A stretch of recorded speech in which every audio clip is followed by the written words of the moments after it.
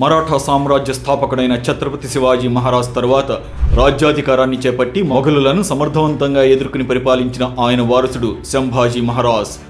సంభాజీ అతని స్నేహితుడు సలహాదారు కవి కలాష్లను ఔరంగజేబు సేనాని మకరబ్ ఖాన్ సంగమేశ్వర్ వద్ద కుట్ర చేసి బంధించాడు. వారిని ఒంటెలకు కట్టేసి రాళ్లు పేడా విసిరి అవమానించాడు. మరాఠా సామ్రాజ్యంలోని కోటలన్నింటినీ తనకు స్వాధీనం చేసి ఇస్లాంలోకి మారితే సంభాజీని వదిలేస్తానని బేరం పెట్టాడు మొఘల్ చక్రవర్తి.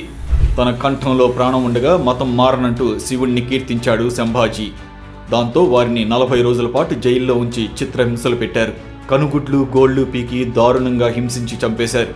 తన తండ్రి స్థాపించిన మరాఠా సామ్రాజ్యాన్ని కాపాడడంలో చూపిన పోరాట పటిమకు గుర్తుగా సంభాజీ మహారాజును ధర్మవీర్ అనే బిరుదుతో గౌరవిస్తారు.